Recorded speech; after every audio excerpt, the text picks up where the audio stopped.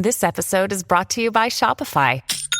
Forget the frustration of picking commerce platforms when you switch your business to Shopify, the global commerce platform that supercharges your selling wherever you sell. With Shopify, you'll harness the same intuitive features, trusted apps, and powerful analytics used by the world's leading brands. Sign up today for your $1 per month trial period at shopify.com/tech, all lowercase. That's shopify.com/tech.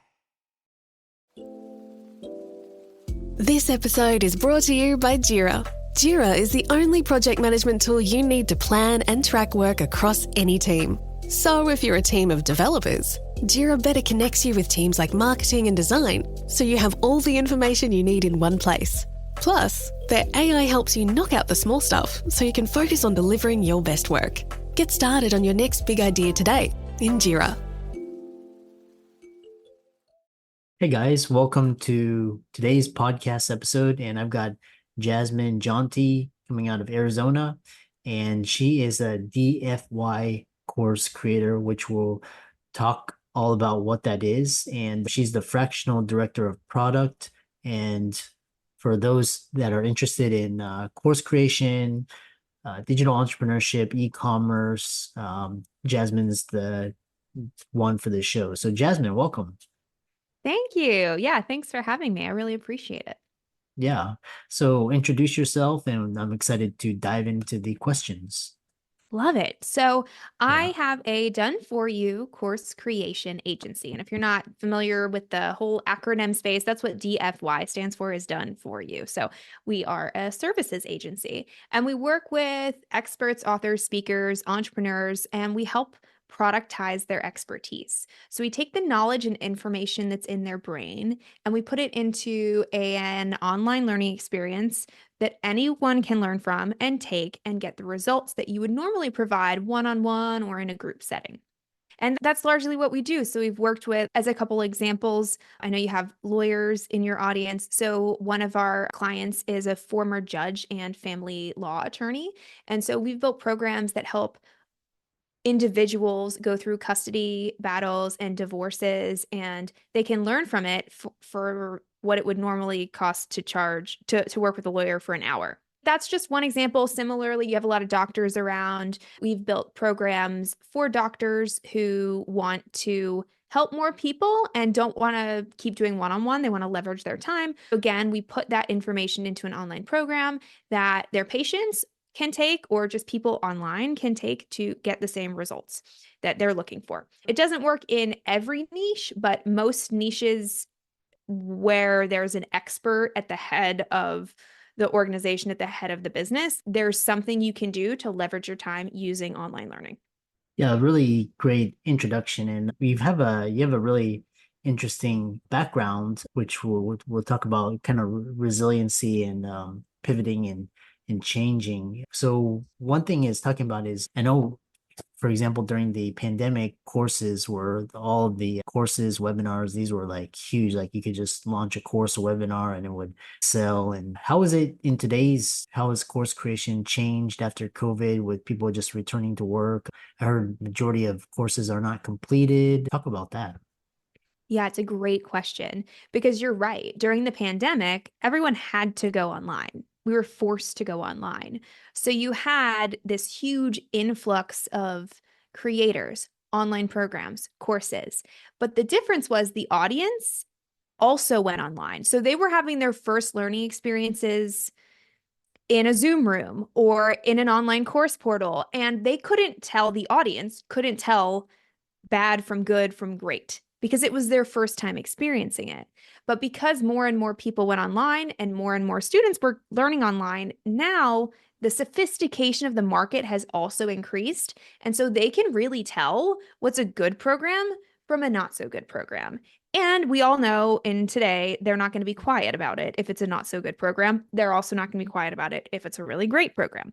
So what I see happening now is the people who are going to stick it out and really get good at this online learning thing will see the results and the dividends and the yields in their life over the next, I'd say, like 3 to 5 years. Right now, we're still in the point where everyone's online. Some people have started to take it back into in-person trainings, but there's still this moment of so many people are online, but not all of them are going to be able to make it. Like, not all of them are going to cut it or hack it. So if you're one of the people who really wants to make digital entrepreneurship your thing and you want to get out of the office, whatever the office may be, I'd say now's the time to really double down and get great, because in 3 to 5 years, it won't be so easy to get started because the sophistication of the consumer is going to be so much higher. What do you think? Do you agree? Obviously, you're in this space, a lot of professionals who do this online thing. What's your take? It's really interesting because, like I said, like during pandemic, it was really awesome because I scaled and launched a lot of masterminds, and then right when the world reopened for doctors, it was like crickets because everybody was back in the hospital. And what's interesting is there's a lot of physician brands and influencers. They were selling these, in my opinion, extremely overpriced courses. There was like got around that it was like they're overcharging, and you could learn everything they had from like a book, and that's tainted the course creation type thing. And so I know a lot of people are now, I think courses are still like, I haven't, like I said, you know, people are more on YouTube and podcasts and they consume it that way. But I think if you have a really devoted, dedicated community, and like you were saying, if you really hone the skill of just educating, like creating like a school, like a really good program, it'll do well. But I think it's a lot harder now, which, moving on, is this talk. The one thing what are some common mistakes? Course creators, what are the most common mistakes you see them make in content, and how can they be avoided? What should they be aware of? Absolutely. I think the first thing is that the content needs to be actionable, and it needs to be actionable in the right order and sequence, which at the basis of that's instructional design. That's what instructional design does, which is why a lot of experts, they know what they know, but they don't know necessarily how to teach what they know. You have someone come into your office and you can look at their symptoms, you look at the challenges going on, and you can pinpoint, okay, here's the root cause. But if someone doesn't have that one-on-one experience with you, how are you going to teach them to self-diagnose? That's really where the art and science of teaching comes in. And as experts, as I said, you know what you know, but you don't necessarily know how to teach what you know. And at the end of teaching what you know, you want to send them away with the right actions in the right order so that they can get the results on their own. And a lot of people think, oh, like I made it actionable, like I told them some things to do. But really, the best actionable content, you tell them specifically what to do at the end of the training. You make it very clear, you write it in the portal. And if there's any resources you can provide to make that action easy, you provide those. So rather than just saying something like, I don't know, we're doing a podcast. So rather than saying, go get your podcasting equipment, it's buy these 3 podcasting pieces of equipment and click the links below to get them and order them in the next 5 minutes. That's very clear, concise, crisp. I know what my definition of done is. So more than anything else, if you make your actions really clear, really succinct, easy to do, and in the right order, they're going to get swept up into the momentum and they're going to get results. If you make it very unclear, it's so easy for them to give up that they'll never continue on with the program. So that's my number 1 piece of advice. And there's more, but if I were just to make this actionable for you, one thing, make your content really actionable. It's a bit meta, but I know the other thing is the impact of community. And so how incorporating a community with the course, the pros and cons of that strategy. yeah, when I consider communities, I think about what's the audience that you're working with. Some audiences love community and they're going to engage in it and they're going to join the program just to be a part of the community. And other audiences really don't care. Like straight up, there's audiences out there, they don't care about the community. They just want to get in, get the result, and get out. And it's also, so it's related to who's the ideal client that you're working with, and also what's the transformation helping them receive. If it's a long-term transformation, the community becomes very important. If it's something short and binge-worthy that they're going to watch and do once and not really go back to, then a community isn't really a value add, it's a distraction. So when you think about your community, first of all, if you're going to have a community, you want to consider, is that going to be a value add for my ideal client? And is that going to be a value add based on the transformation they're trying to receive? And then if it is, right, if you decide, yes, I do want to have a community, my favorite way to work with content and community is to activate the community at certain points in the content. So let's say I'll come to this podcasting course since we're here on a podcast. let's say you create an ideal listener profile. This is something that you want feedback on. You don't want to build this ideal listener profile in a vacuum. That's a perfect place in your program, in your training videos to say, listen, once you do this ideal listener profile, I want you to go post it in the community. I want you to ask questions in the community. I want you to find 3 people in the community who fit your ideal listener profile and interview them. So there's ways that you can activate the community using the content. And there's some other things too, like certain language patterns and just finding a way to build the culture by infusing the culture into the training content itself. But I'd say the number one thing is remind them in the content that the community exists and teach them how to use it at various points in the program. Are you a big community person? Do you love building community?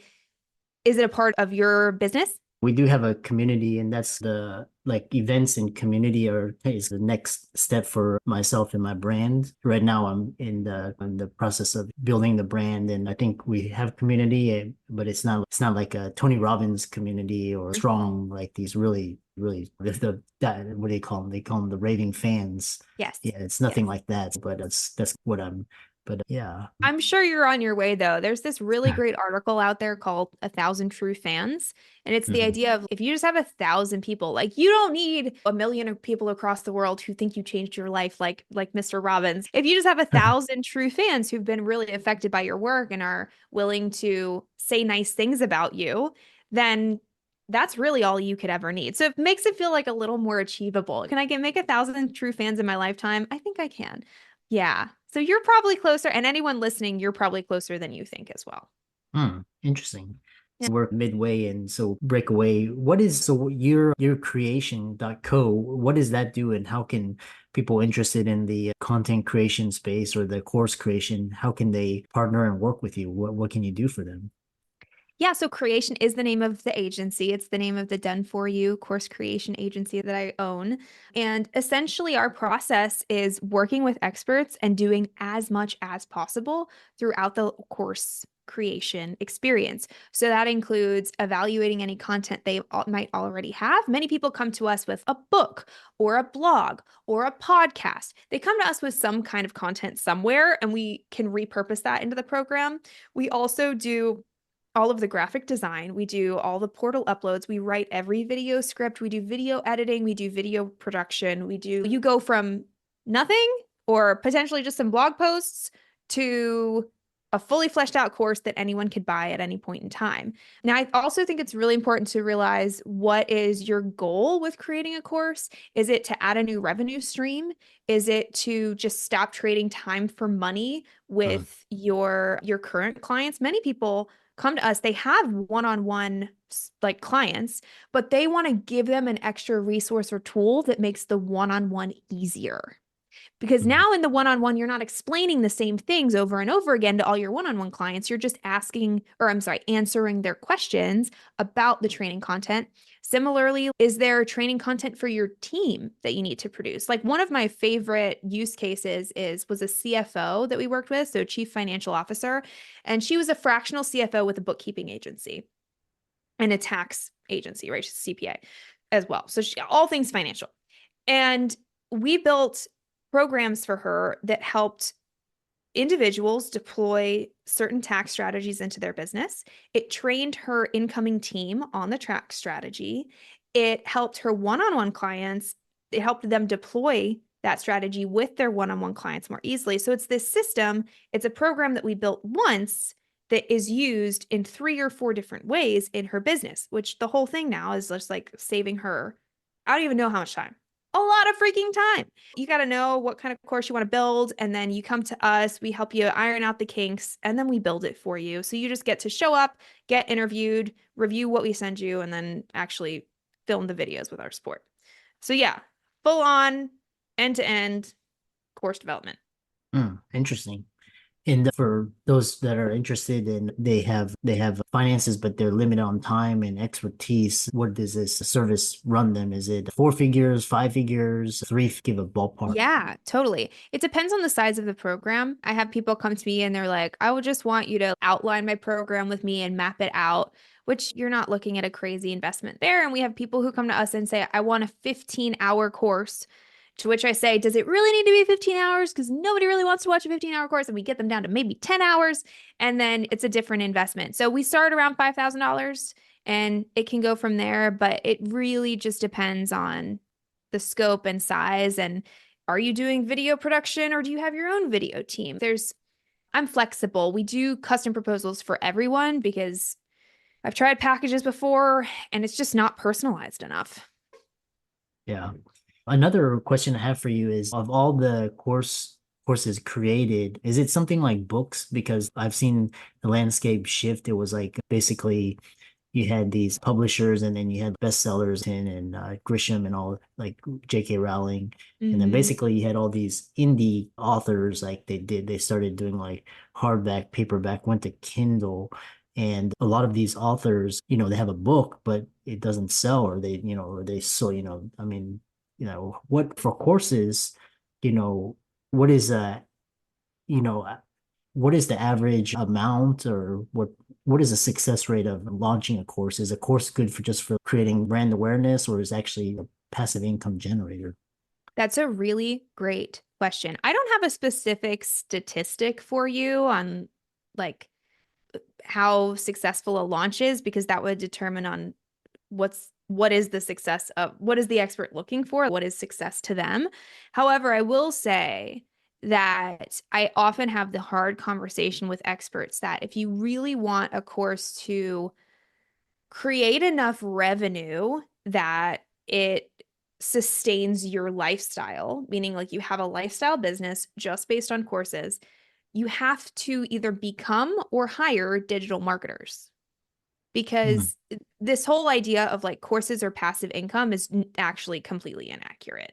Mm. Passive income to me is like you invest in a Vanguard account and you look at it once a year and you make dividends, right? That's passive income to me. Semi-passive income is you have a rental property and it's a long-term renter, and you might have to deal with fixing a toilet every once in a while, but overall, like you have your renter in there, you get your rent check every month. That's like semi-passive income. Courses, in order to continually sell, you typically have to have continual content or ad spend or SEO work, and so whether that's you doing that or someone on your team doing that, someone is doing that. So if you want to sit on the beach and sip mimosas and get PayPal dings because your course is selling, you might not be doing the work, but someone is. And I'd say the hardest part is launching it. And so they'll often launch it and they'll get launch fatigue because it was so much to launch it, and then they don't continue on. So it doesn't feel sustainable for them. But you can play the long game to where it's more passive, but to say that it's completely passive is just BS, if you ask me. Do I have successful lawyers and doctors and experts who absolutely have a course creation business that does multi-millions of dollars a year? Absolutely. It's 1,000% possible, but you have to be committed to the idea of understanding digital entrepreneurship. Interesting. Yeah, it reminds me of, because I know a couple physician, like I said, those physician brands, and one of them, he's quote, successful. I can't verify the numbers, but it's because he has a good sales team. Basically, he gets the videos to reach mass scale, and then basically the incoming leads, he gets the sales team to close. And then another brand, what they do is they partner with a lot of affiliates. And so like I said, the courses were a bit outrageous, but the affiliates get a really nice commission. So really interesting. So round it out, because you've pivoted, you've done education, and you've also had your fair share of taking courses. So what is your final takeaway, and how can people find you and reach out to you if this avenue was really interesting to them? Yeah, you can find me on Instagram. It's just Jasmine Jonte on Instagram. You can check out our website, www.creation.co. That's with an 8. So CRE8TION.co. And I think more than anything, like it's an avenue that people should is a violent word. It's an avenue that people could consider if it aligns with their lifestyle. And there's also a lot of charlatans out there. There's a lot of marketers who are really good at marketing what they're selling. And I'm the kind of person, clearly I shoot it straight and I don't hold back. And so if anyone's out there like thinking, I have this idea, I don't know if this is like a really awesome idea or the worst idea in the history of the universe, reach out to me and I'm happy to give you my 2 cents and you can use that information to make a decision. I really love that. And Thank- yeah, for the audience, let's thank Jasmine for coming on and sharing her wisdom and expertise. And her socials will be in the links. Be sure to give them a follow. Check out her website and see if it makes sense. And thanks so much for coming on. Thanks for having me.